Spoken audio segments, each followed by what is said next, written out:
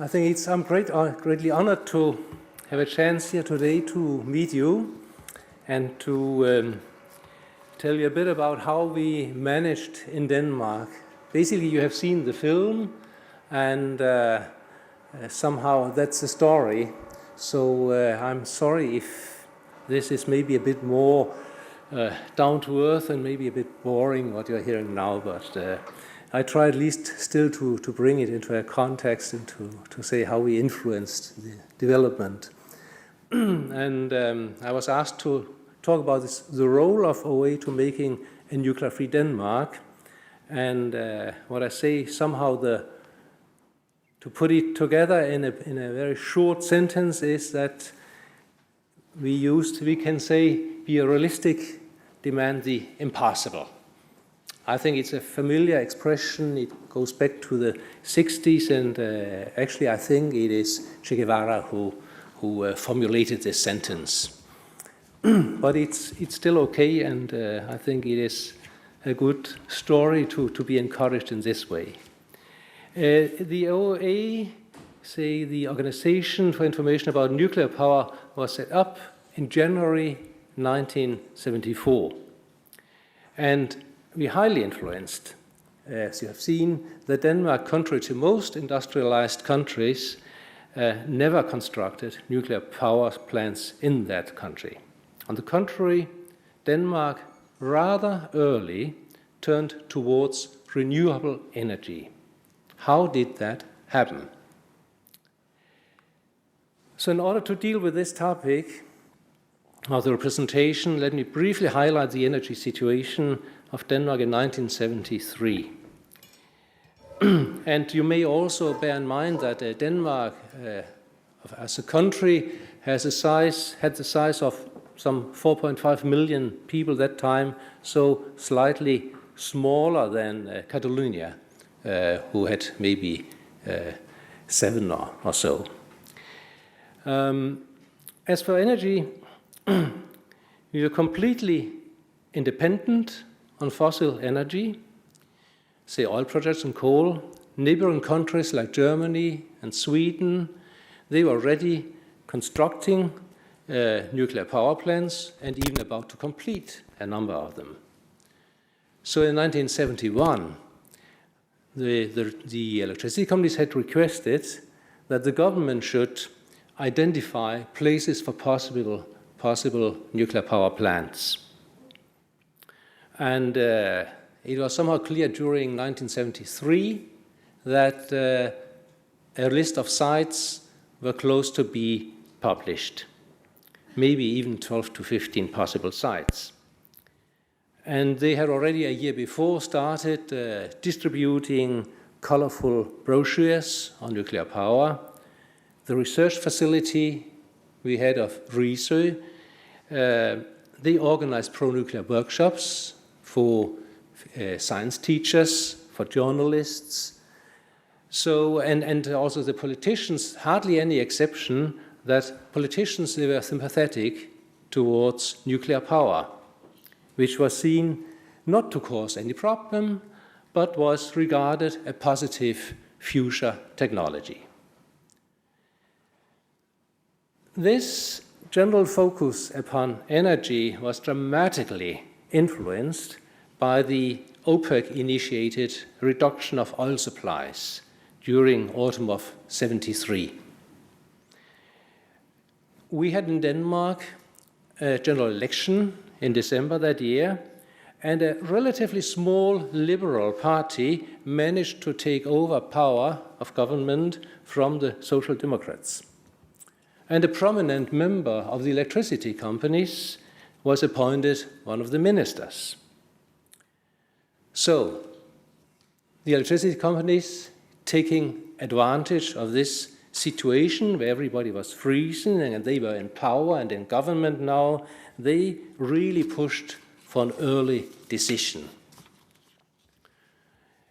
This was, so to say, the background for a rather limited group of activists, some of them related to the peace movement, others related to environmental organizations, to come together already during the summer of 73, just after we, as you saw, had protested against the Mururoa nuclear tests.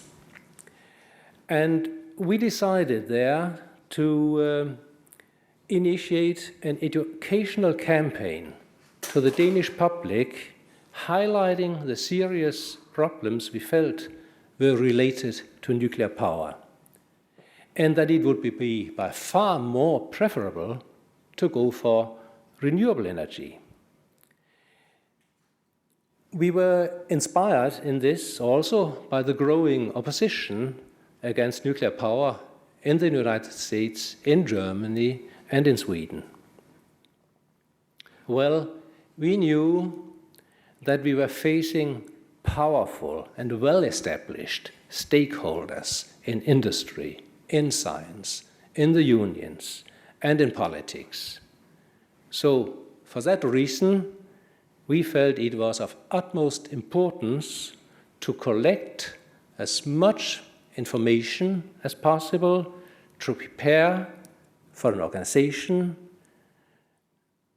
prior to go into public as such. Otherwise, we could not counter this establishment. But as already said, the electricity pushed on end of 73, so in 74, in January, we were very, very busy. After 7 months of preparations, now to go public, we agreed together to call this organization the OOA. In translation, this Organization for Information About Nuclear Power. It's a simple, straightforward name, but somehow it also expressed authority in line with other big organizations. And provided that we offered the information which is promised by our name, then we should have a good chance. This little word for information, indicates our ambition to be catalysts for a sufficient level of public information. So we didn't start out with polarizing the opposition towards our, or to create opposition towards our powerful opponents. By the end of that month, in January, the government published 14 sites, possible nuclear power stations. 2 days later, we were ready and we went into public with the OOA and presented our objectives, which were first a thorough assessment of all problems and issues related to nuclear power, then increased research, evaluation of alternative, say, renewable energy resources, and finally, elaboration of a long-term energy policy that would also consider ecological and social factors. And in order to ensure sufficient time to carry out this necessary public information and debate, the OOA requested a 3-year moratorium prior to any final decision concerning nuclear power in Denmark. In spite of the fact that all political parties, except for one small left-wing party, were positive towards nuclear power, that political balance, or you could say imbalance of power, soon proved also to be an advantage for the OOA. There already in January 74, the new government proposed just minor adjustment of the nuclear legislation to pave the way for commercial nuclear power plants. It related to just to update rules on liability. The procedure for taking a decision remained unchanged, meaning that the go-ahead for nuclear power was purely an administrative decision and to be signed by the minister in charge, which was the Minister of Education at that time. But when OA made the members of parliament aware of that they had no influence whatsoever on such an important question, they of course felt that this was not, this was wrong. And substantial sections of the opposition supported the OA's demand for a completely revised legislation related to nuclear power.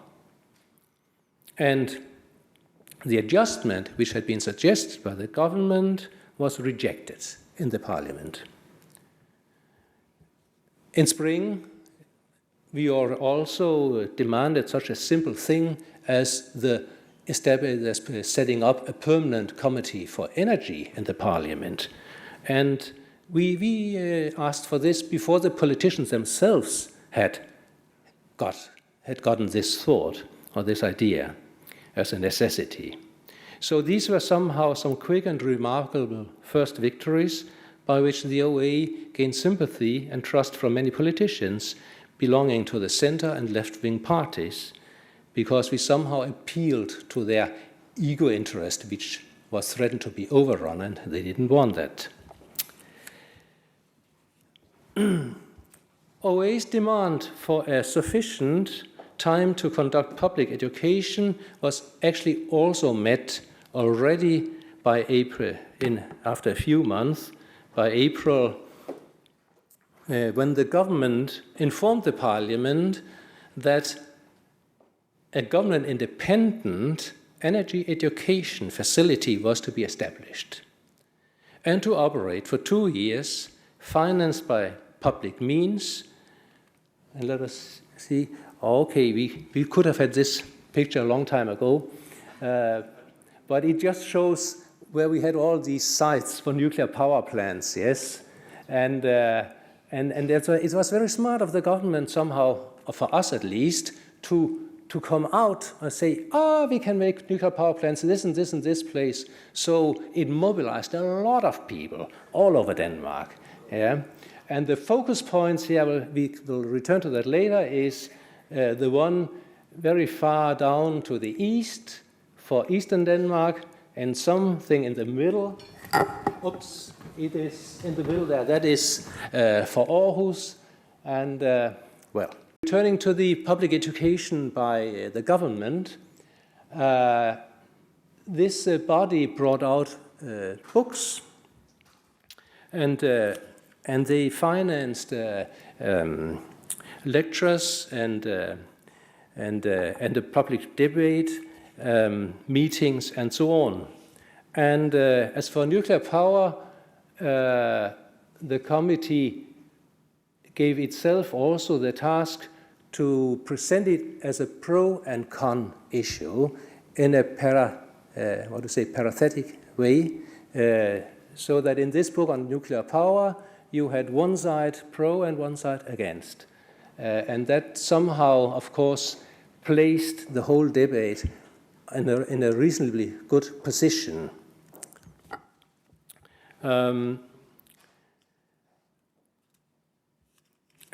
Somehow, with this debate, then de facto, by giving 2 years for this, it was only initiated during summer in '73. We actually got more or less the 3 years which we have demanded. During the early days of OA, we had a logo like this, a very traditional logo with electronic lines and raising the question, do you feel safe with nuclear power? And of course we would say, no, we don't. But the important thing for us was to raise questions rather than statements and conclusions. We prioritized dialogue and reflection. Our magazine, for instance, was called Atomkraft, Nuclear Power, ? You have to think about, well, what does it mean with nuclear power? What is in it? Are you for, are you against? And like this, also our first educational brochure got the name A Future is there a future of the nuclear power? Which future of the nuclear power? And so this whole idea of raising questions was what really was the important thing for OA to reach out to a large audience. We were not organized as a membership organization, but we worked as an open movement with a central secretariat. Local groups popped up, more than 50 the first year, and they only had to support this demand for a 3-year moratorium for the decision on nuclear power. The Secretariat was in charge of news media to contact those, to influence the central authority institutions, while the local groups did the same on the local level. And nationwide campaigns, they were then decided upon in open national gatherings, which we had 3 to 4 times a year. When OA turned a year or so, our group in Aarhus, in the middle of Denmark's second largest town, discussed the need for a new logo with more appeal, because they felt that this "Do you feel safe?" with nuclear power was rather boring and not very good. And they also wanted slightly to sharpen the profile of the OA, expressing not just questions, but also attitude. So this is what came out of it. We still ask the question, but we have our response also. And as it was said in the film by Anne Lund, who was the one who brought the ideas together in this logo, that it was very important with the smiling sun, with this friendly way of saying nuclear power, no thanks. It was launched 1st of May, 1975. And sometime it was a big success, and somehow you can see in this heated debate, the logo had a depolarizing and disarming effect. People were somehow also taken by surprise by a logo which in such a friendly way could at the same question an ominous and dangerous technology, and at the same time point to the solar-based energy as a major alternative to nuclear power. This logo also was used to help decentralizing financing of campaigns. OA organized the central production, offered the badges and stickers to local groups for just above the price of production. Any profit by street stalls and so on remained with the groups so they could finance the local activities. And by summer of 1976, so 1 year, up to 1.5 years later, the inquiries from other countries came in to make the logo available in other languages. And we kept to produce centrally and apply the same price policy. So by this, the foreign groups, they had a credit and they could pay little money and they could make money on their own. So even many groups in Spain actually ordered Smiling Suns from the OA, and we got the local variations here, like the Spanish one, which came in May 1977. The Catalan came in October 1977. The Basque came in April next year, 1978. Galician came also in May 1979, and very recently in 2012 we even got a Porto-Galician version. Some people out in your northwestern corner say there is a special variation of language there. So this very clear success of the Smiling Sun made that we already in 1976 were active to have the logo registered and protected as a trademark. And by doing so, we wished to ensure that the logo would only be used to the advantage of the anti-nuclear movement and not commercially exploited by smart companies. We also wanted to protect the logo from being hijacked by political parties. And the following years, the logo was registered in many countries. In 2004, it was then a European Union trademark.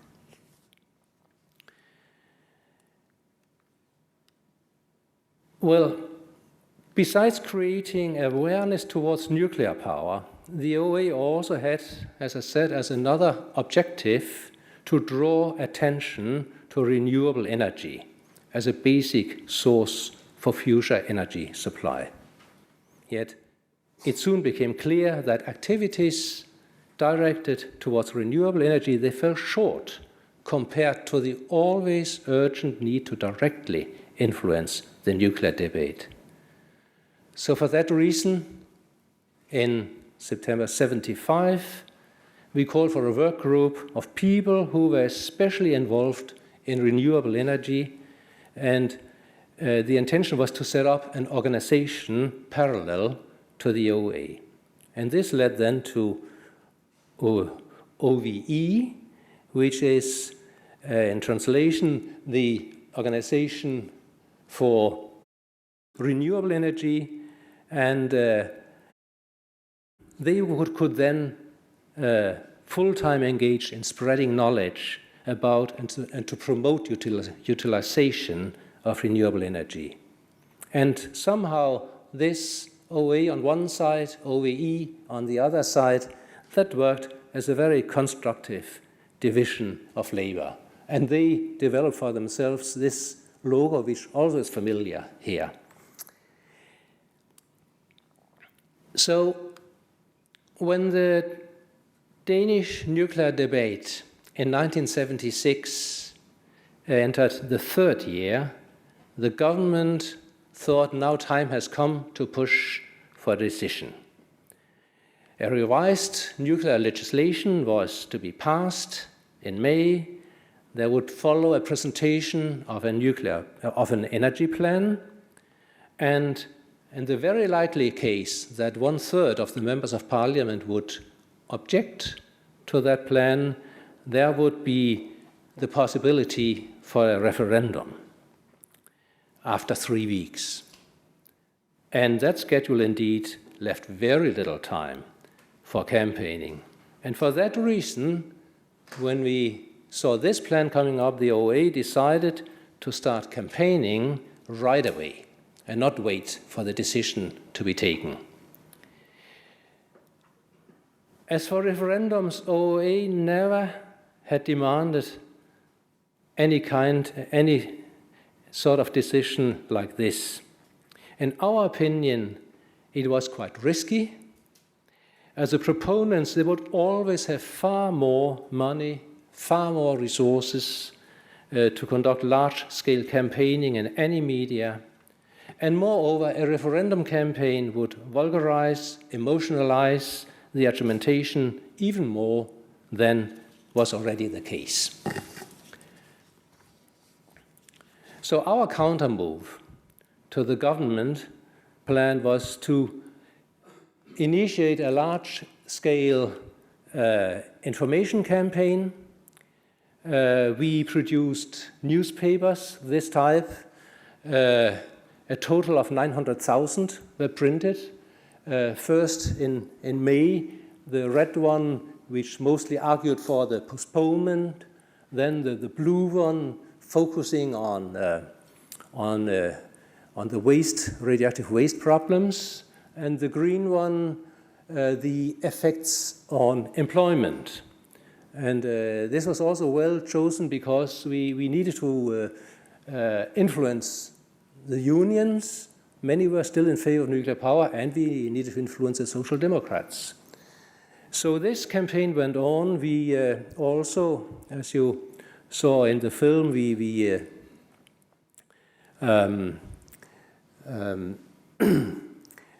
organized a petition campaign demanding the postponement of the schedule of the government, and in 6 weeks only, we collected those 170,000 signatures, which were shown in the film.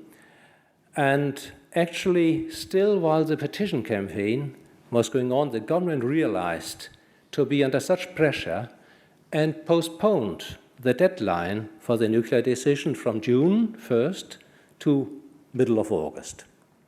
So we got some time. But I intensified our campaigning throughout the summer, focusing very, very much now on selling the Smiling Sun badges and stickers. At least more than 200,000 were distributed those summer months.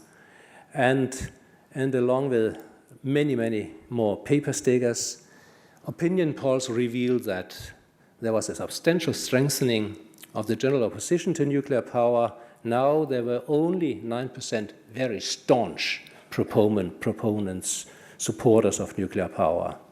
So the government already during the summer again realized defeat, and on August 10th, a new statement was issued saying that the decision had been postponed, and there was no new deadline given. So that was great. So somehow you can say that OA, by making a campaign like this, we anticipated a risky referendum, and with the advantage that those who would be in favor of nuclear power, they just not had started their campaign because there was no referendum campaign to be entered. So we managed to organize and profit from them not being high profile present.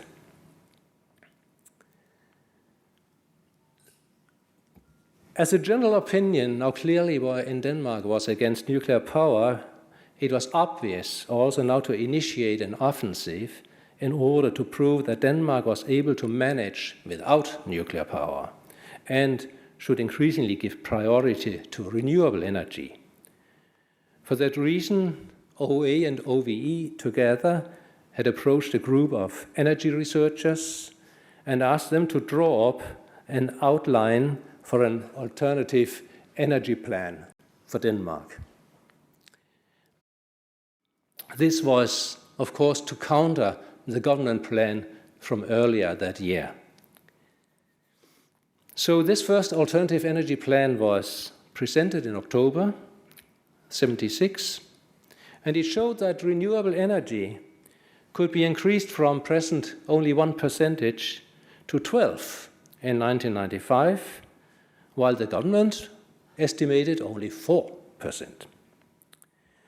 The plan was followed by a campaign by the OA and OVE together, again with newspapers like this in large print runs. And as you can see, that the government is running along and they have difficulty. They have to jump over. There are all kind of obstacles, like the energy plan they have to pass, and then they have to pass the unsolved problems with nuclear waste, and then they have to clear the problems with getting enough of uranium if they wanted to go. And finally, they had to jump over all these people. So that was a very nice campaign. And in 1976, and yes, the result was that nuclear power was really on hold. 1977, we said, therefore now we had really now managed in Denmark to give a hold to nuclear power. 3 years had gone, and we could now give priority to directing our attention towards the nuclear programs in neighboring countries, especially in Sweden, who had placed 2 reactors, Barsebäck, just 20 kilometers opposite Copenhagen. And it was said in the film, nowhere else in the world had one dared to place a nuclear power plant as close to the capital of another country. This was a tremendous provocation. So with Swedish and even Norwegian like-minded people, we organized the first big march against this Barsebäck plants. And through the next years, this plant was used to illustrate the special high risk of nuclear power plants placed in densely populated areas, to show that evacuation was almost impossible, and so on. And in the years which followed, we had a host of activities and published critical reports and new marches and so on and so on. And finally, in 1985, it motivated then that the Danish parliament and government requested from Sweden to close down. But it took more years, as we heard. It happened in 1999 for Reactor 1 and 2005 for Reactor 2. But as an awareness raiser, it was very, very important. Well, nuclear power was not given up in Denmark. We have now the year 78, and this turned out to be the year where the Danish government one more gave it a last try to reach a decision in favor of nuclear power. The Social Democrats were in government, but they prepared for a coalition government with the Liberals, which were very much in favor of nuclear power. So OA went full steam ahead with protests. We made these marches for 3 days in eastern Denmark and 2 days in western Denmark, marching from the remote sites for possible construction to the centers of power, to Copenhagen and to Aarhus, respectively. Some 35,000 finally marched in Copenhagen and another 15,000 to 20,000 in Aarhus. Right while we were marching, the negotiations in the government to come, the new coalition government, they took place. They reached the final stage, and only 3 days after these marches had been completed, the new government declared that a nuclear power decision had been postponed for another 2 years. And actually, this was the end of the nuclear dream for Denmark. And if anybody still had some doubts of nuclear power, that it really was a lost option, then the reactor melted down 28th of March, 1979, at the nuclear power plant 3 Mile Island in the US, made such last doubt disappear. We reacted immediately, and I can assure you, within 5 weeks after that meltdown, we collected 312,000 signatures in Denmark for the closing down of the Barsebäck reactors. That represents more than 10% of the adult Danish population. So that was convincing. And from this point, the urgent matter for OA was, generally speaking, not longer to provide information on nuclear power, but to involve the population of Denmark in a demand for energy supply based on nuclear energy, on renewable energy. All the time, the government and relevant authorities, they displayed an acute lack of vision for decisive change of energy policy. So during the summer of 1979, with a huge optimism, the OA prepared for her most ambitious campaign so far. We decided to draw up an educational brochure presenting Denmark without nuclear power. It should be distributed to all Danish households. For financial and logistical reasons, the operation was to be realized stepwise. First print run of only 500,000 copies was then distributed in November to areas where OA had its stronghold, so that we could collect money for the next prints. But early in 1980, we produced second and third print run, a total of 2.3 million of this brochure. So, and they were distributed to every household. I have one copy here, which I can present you as a gift with the English translation of all the text.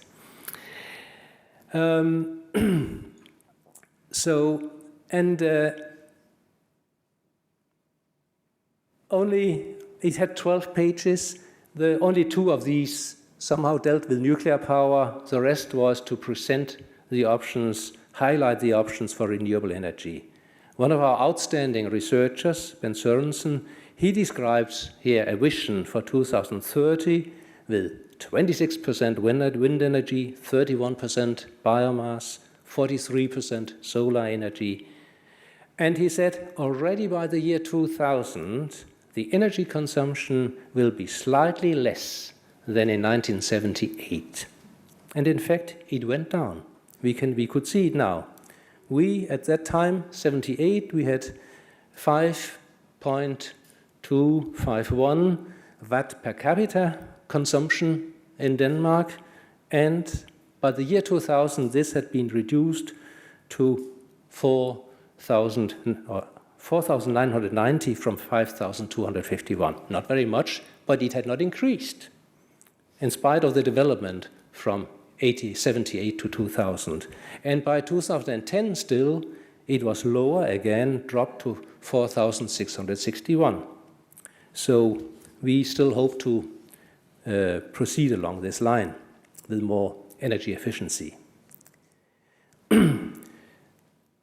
Finally, in 1981, the government gave in, presented an energy plan which did not include nuclear power.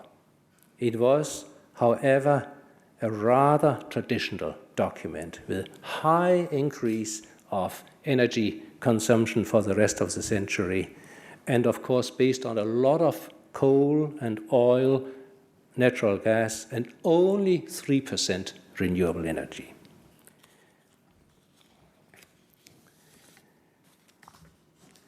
So they ignored all the knowledge which was available. And it motivated again the same group of energy researchers and a few others who had drawn up the alternative energy plan in 76 to make a new one, and in response to the government that came in 83. And they again said, well, we can do much, much, much better than the government. We can absolutely easily manage 12% of renewables compared to the government's meager 3%. So OA, and you see this was this plan from 83, the alternative plan, and from the OA side we followed up with a campaign, with a brochure, where we try to illustrate by nice drawings the different alternatives, the coal and oil way and the renewable way of development. So this led then, of course, by end of March 1985, to the decision in the parliament, only by a modest majority, 79 against 67, to decide that nuclear power should not become part of any future energy program in Denmark. And we were, of course, very happy there, up celebrating that day.